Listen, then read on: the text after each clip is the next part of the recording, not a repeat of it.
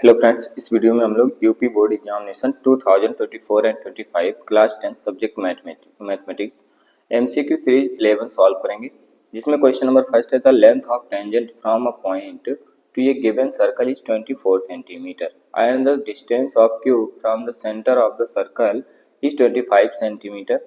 Then the radius of the circle will be, यानी कि जो सर्कल है यहाँ पर ये एक सर्कल है और किसी एक पॉइंट Q से इसने क्या बता रखा है, tangent from a point Q। एक पॉइंट यहाँ पर Q ले रहे हैं और यहाँ से एक टेंजेंट इस पर ड्रॉ करते हैं और इसका अगर ये सेंटर है तो ये क्या कह रहा है कि to a circle is 24 centimetre, यानी कि लेंथ ऑफ टेंजेंट फ्रॉम ये point Q to a circle is 24 centimetre. ये जो हमारा है यहाँ पर ये 24 सेंटीमीटर है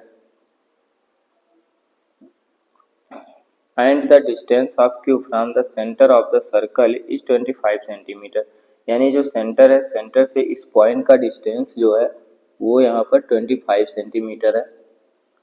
और हमें मालूम क्या करना है, इस सर्कल का रेडियस। अब देखिए इस रेडियस को अगर हम इस टेंजेंट पे ड्रा करते हैं तो 90 डिग्री एंगल के साथ ड्रा किया जाता है। इस पॉइंट नेम वो और यहाँ पर P, हमें ये OP मालूम करना है। अब इस ट्रायंगल में हम क्या करेंगे, पाइथागोरस थ्योरम यूज करेंगे। क्या हो जाएगा, OQ square is equal to में OP स्क्वायर और प्लस में PQ square. OQ square means यहाँ पर कितना है 25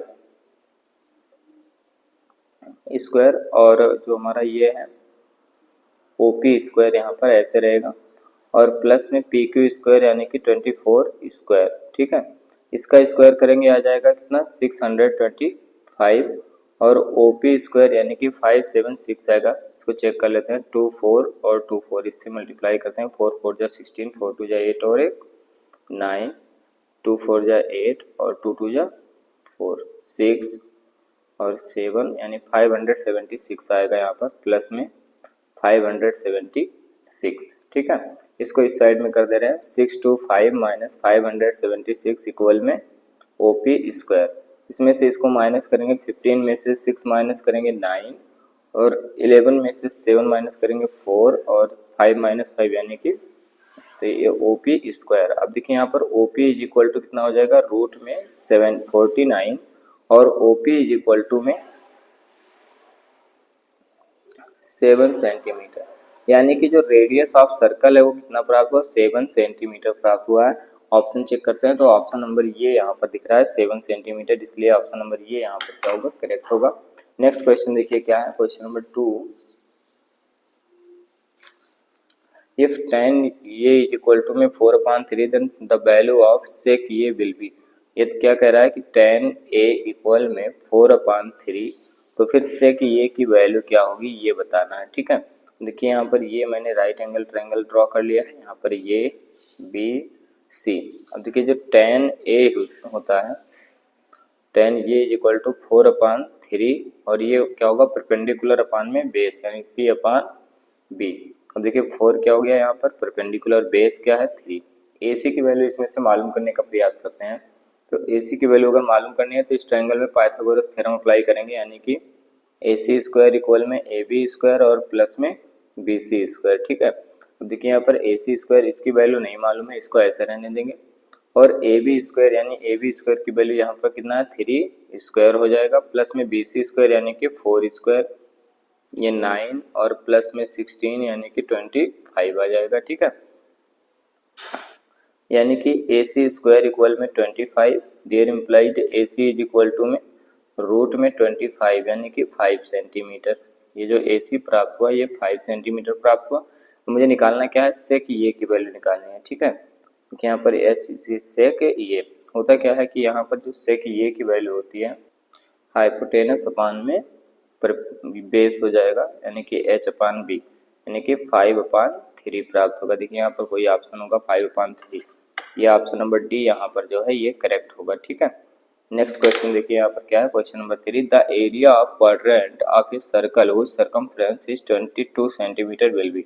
एक क्या है कि द एरिया ऑफ क्वाड्रेंट, किसी सर्कल के क्वाड्रेंट का एरिया क्या होगा जहां पर क्या गिवन है, circumference of circle is 22 centimetre. अब देखिए यहाँ पर इसको कैसे सॉल्व करते हैं, ये हमारा सर्कल होता है और इस सर्कल को इस तरीके से 4 पार्ट में डिवाइड कर देते हैं, तो ईच पार्ट को हम क्वाड्रेंट बोलते हैं यहाँ पर।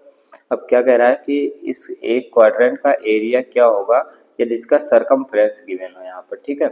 सरकमफ्रेंस गिवन है यानी कि 2 पाई आर की वैल्यू कितनी गिवन है यहाँ पर 22, ठीक। अब देखिए यहाँ पर 2 हो गया, पाई की वैल्यू 22 अपान में 7 और इंटू में आर इज इक्वल टू में 22, इससे ये कैंसिल हो जाएगा, आर इज इक्वल टू आ जाएगा 7 अपान 2 सेंटीमीटर, यानी ये जो सर्कल है इसका रेडियस मालूम हो गया, ठीक है।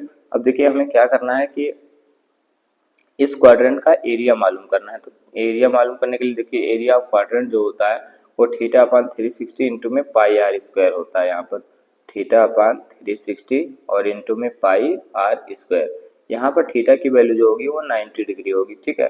तो 90 डिग्री होगी तो यहाँ पर 90 यूज करेंगे, 90 upon 360 multiplied by pi r square, इससे ये कैंसिल हो जाएगा, यानी कि 1/4 पाई आर स्क्वायर। यानी किसी सर्कल के क्वाड्रेंट का अगर एरिया मालूम करना हो तो हम क्या यूज करेंगे 1/4 पाई आर स्क्वायर।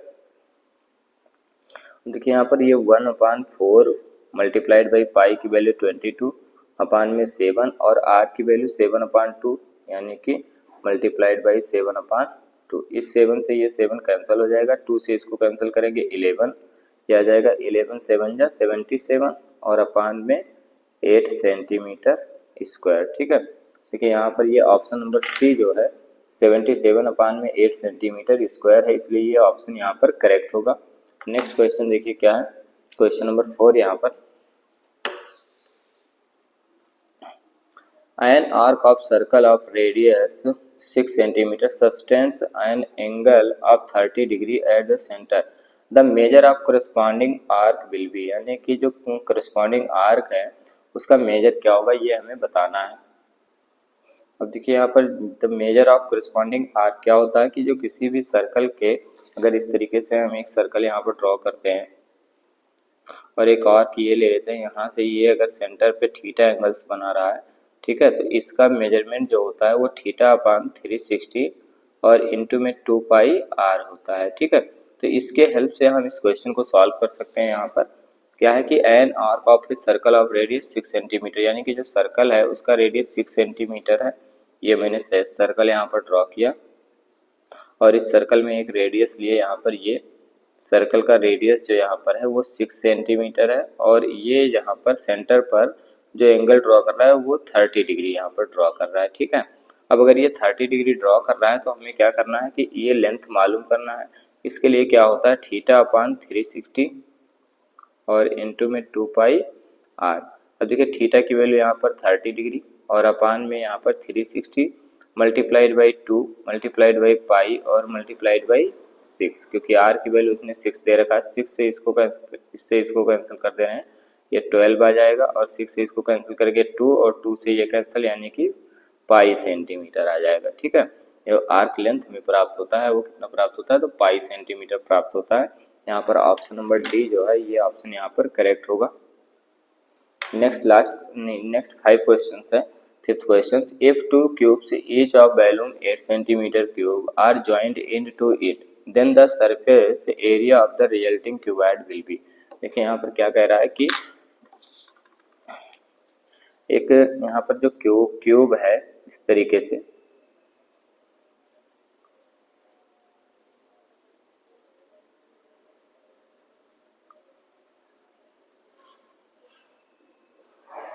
अब ये अगर एक क्यूब है तो क्या कह रहा है कि इस क्यूब का जो एरिया वॉल्यूम है वो कितना है, यहाँ पर 8 सेंटीमीटर क्यूब है, ठीक है। तो फिर इसी तरीके से एक क्यूब और है, दूसरा ये क्यूब ले लेते हैं और दोनों क्यूब को क्या किया गया है कि जोड़ दिया गया है। तो जोड़ने के बाद यहाँ पर इन दोनों क्यूब का जोड़ने के बाद जो हमें एरिया प्राप्त होता है वो एरिया मालूम करना है, ठीक है। देखिए इसको जब हम ऐड करेंगे तो अगर ये L होगा तो यहाँ पर और ये भी L होगा तो L प्लस L यानी कि 2L बन जाएगा, लेंथ इसका 2L हो जाएगा और हाइट जो होगा वो उतना ही रहेगा और यहाँ पर बेस जो होगा बेस भी यहाँ पर ये जो बेस बनेगा ये नहीं ब्रेथ बोलते हैं इसको, ब्रेथ जो होगा वो सेम रहेगा, ठीक। अब देखिए यहाँ पर क्या करना है कि पहले हमें क्या करना है कि इसका जो साइड मालूम करना है या फिर इसके साइड कितने हैं ये मालूम करना है। अब साइड के लिए देखिए जो क्यूब होता है इसका फार्मूला क्या होता है, क्यूब यानी कि वॉल्यूम जो होता है किसी भी क्यूब का वो ये क्यूब होता है। यानी कि ये क्यूब इज इक्वल टू यहाँ पर 8 है तो ये इज इक्वल टू रूट में 8 और यहाँ पर 3, ये 2 सेंटीमीटर आ जाएगा। अब दोनों को जब ऐड करेंगे तो लेंथ जो प्राप्त होगा वो 2 + 2 यानी कि 4 मिल जाएगा। ब्रेथ जो मिलेगा वो कितना मिलेगा, यहाँ पर 2 सेंटीमीटर मिलेगा और हाइट जो होगा वो 2 सेंटीमीटर होगा। ठीक है, अब इसके हेल्प से हम इसका सरफेस एरिया मालूम कर सकते हैं। क्या होता है कि जो क्यूबॉइड होता है उसका सरफेस एरिया होता है 2 ब्रैकेट में LB प्लस में BH प्लस में HL, ये होता है। तो 2 LB यानी कि लेंथ यहाँ पर 4 है और ये कितना है 2, तो 4 2 जा यहाँ पर हो जाएगा 8 हो जाएगा और प्लस BH यानी बेस इंटू हाइट 2 2 जा 4 प्लस में हाइट इंटू लेंथ यानी कि ये 4 और ये 2 8 हो जाएगा। 2 हो गया मल्टीप्लाइड बाई इसको ऐड कर लेते हैं 20 यानी कि 40 सेंटीमीटर यहाँ पर सरफेस एरिया आ रहा है। यहाँ पर चेक करते हैं कि ऑप्शन कौन सा सही होगा। तो ऑप्शन नंबर जो यहाँ पर कौन सा है, यहाँ पर ऑप्शन नंबर सी है, ये ऑप्शन नंबर सी यहाँ पर करेक्ट होगा। नेक्स्ट क्वेश्चन देखिए क्या है, क्वेश्चन नंबर 6। ये क्या कह रहा है कि arithmetic mean of natural numbers from 1 to 9 is, यानी कि 1 to 9 तक का जो नेचुरल नंबर है उसका अर्थमेटिक मीन क्या होगा। अर्थमेटिक मीन क्या होता है, सम ऑफ द नंबर अपान में कितने क्वांटिटीज हैं या नंबर ऑफ क्वांटिटीज बोल सकते हैं। तो यहाँ पर सम ऑफ नंबर करना है, कितने नंबर होंगे 1 प्लस में 2 प्लस में 3 प्लस में 4 प्लस में 5 और प्लस में 6 प्लस में 7 प्लस 8 और प्लस में 9। ठीक है, और अपान में कितना हो जाएगा, यहाँ पर जितने नंबर्स हैं तो 9 नंबर्स हैं टोटल, इन सबको ऐड कर लेते हैं कितना आएगा। यहाँ पर देखिए 9 और 8 17 और 3 20 हो जाएगा, 24 हो गया और ये 30 हो जाएगा, 35 और ये 38 हो जाएगा और 38 और 7 इसको ऐड कर देंगे यानी 45 आ जाएगा। टोटल 45 अपान में 9 यानी कि 5 आंसर होगा। ठीक है, देखिए यहाँ पर ऑप्शन नंबर सी जो होगा ये ऑप्शन नंबर सी यहाँ पर करेक्ट होगा। नेक्स्ट क्वेश्चन देखिए क्या है, क्वेश्चन नंबर 7 यहाँ पर है, if mean of the number 7, 8, x, 11, 14 is x, then the value of x क्या होगा। देखिए यहाँ पर ये कुछ नंबर्स गिवन है जिनका मीन भी गिवन है, कितना है x इज इक्वल टू में ये 7 प्लस में 8 प्लस में x प्लस में 11 और प्लस में 14 अपान में कितने नंबर्स हैं 1 2 3 4 एंड 5। इसको इस साइड में मल्टीप्लाई कर देंगे 5x आ जाएगा और इन सबको ऐड कर लेते हैं। यहाँ पर 7 और 8 15 और 15 और 10 यानी 25 या 26 और 4 30 यानी कि 40 आ जाएगा और प्लस में x ये हो गया। अब यहाँ से x की वैल्यू निकालनी है, इसको इस साइड में ले आते हैं 5x minus x is equal to में 40, तो 4x is equal to 40, there implies x is equal to कितना आ जाएगा 10, क्योंकि 4 से इसको डिवाइड कर देंगे। देखिए यहाँ पर x की वैल्यू जो ऑप्शन नंबर यहाँ पर है बी, ये ऑप्शन यहाँ पर करेक्ट होगा। ठीक है, नेक्स्ट क्वेश्चन देखिए, क्वेश्चन नंबर 8 क्या कह रहा है कि median of first 10 prime number is, यानी कि पहले 10 प्राइम नंबर का मीडियन क्या होगा ये हमें बताना है। ठीक है, देखिए यहाँ पर मीडियन निकालना है फर्स्ट 10 प्राइम नंबर का, तो फर्स्ट 10 प्राइम नंबर राइट करने का प्रयास करते हैं। यहाँ पर 2 हो जाएगा, 3 5 7 9 और 11 13, जस्ट इसके बाद कितना होगा 17 हो जाएगा, 19 हो गया, 23 हो गया और 29 हो जाएगा। काउंट करते हैं 1 2 3 4 5 6 7 8 9 10, 3 और 3 6 और 3 9 और एक 10 यानी 23 ही रहेगा, क्योंकि टोटल 10 प्राइम नंबर की ही बात कर रहा है यहाँ पर। अच्छा, यहाँ पर एक मिस्टेक है, ये 9 जो होगा ये प्राइम नंबर नहीं है। ठीक है, इसलिए 29 यहाँ पर रहेगा। अब देखिए यहाँ पर क्या है कि ये 10 प्राइम नंबर्स हैं, इनको मैंने असेंडिंग ऑर्डर में भी राइट कर रखा है। जस्ट इसके बाद क्या होता है कि फार्मूला लगाते हैं, इसको काउंट करते हैं, नंबर ऑफ टर्म्स टोटल क्या है 10 है और 10 है तो ये इवन होगा। इवन के लिए जो हमें क्या होता है कि मीडियन के लिए फार्मूला होता है मीडियन इज इक्वल टू 1/2 और यहाँ पर होगा n/2 यथ टर्म्स और प्लस में n/2 प्लस 1th टर्म्स हो जाएगा ये। अब 1/2 देखिए यहाँ पर n/2 यानी कि 10/2 यानी कि 5th टर्म्स हो जाएगा। और प्लस में ये 5 + 1 यानी कि 6 टर्म्स हो जाएगा। देखिए 1/2 और फिफ्थ टर्म्स यहाँ पर कितना है 1 2 3 4 एंड 5 11 हो जाएगा यहाँ पर, और प्लस में 6 टर्म कितना है 13। इन दोनों को ऐड कर लेंगे 1/2 मल्टीप्लाइड बाई 4 यानी 24 डिवाइड कर देंगे 12 आंसर हो जाएगा। देखिए यहाँ पर ऑप्शन कौन सा होगा, तो ऑप्शन नंबर सी यहाँ पर करेक्ट होगा। नेक्स्ट क्वेश्चन नंबर 9 देखिए, which of the following can not be the probability of any event. इनमें से कौन सा किसी भी इवेंट का प्रोबेबिलिटी नहीं, ये बताना है। ठीक है, अब देखिए किसी भी इवेंट ई की, अगर ये इवेंट ई है तो इसकी जो प्रोबेबिलिटी होती है ये हमेशा लाई करता है कितना, less than or equal to 1 and greater than or equal to 0। इसके बीच में या इनके इक्वल जो होता है ये प्रोबेबिलिटी लाई करती है। अब यहाँ पर अगर हम देखें तो 4/3 है, जो कि ये लगभग 1 पॉइंट कुछ आएगा, यहाँ पर डॉट डॉट कर दे रहे हैं, यानी कि ग्रेटर देन 1 आ रहा है। ये जो है ये ग्रेटर देन 1 है, इसलिए ये क्या होगा, यहाँ पर ये किसी भी इवेंट की प्रोबेबिलिटी नहीं होगी। और यही हमारा क्वेश्चन पूछ रहा है कि which of the following can not be probability of any event, तो यही ऑप्शन हमारा करेक्ट होगा। और ये सब देखिए यहाँ पर 1 है तो ये भी प्रोबेबिलिटी होगी, क्योंकि जो हमारी प्रोबेबिलिटी है वो क्या हो सकती है कि less than or equal to 1 हो सकती है। ये लेस देन 1 है, ये भी लेस देन 1 है, और यही एक है जो ग्रेटर देन है, इसलिए ये यहाँ पर करेक्ट ऑप्शन होगा। When a die is thrown once, the probability of getting an even number will be। देखिए यहाँ पर अगर हम किसी डाई को 1 टाइम्स थ्रो करते हैं तो कितने आ सकते हैं, 1 2 3 4 5 और 6, ये टोटल आउटकम्स आ सकते हैं। ठीक है, और इसमें इवन आने की बात कर रहा है तो इवन कितने होंगे, 2 4 और 6 होंगे, यानी ये 3 आ जाएगा।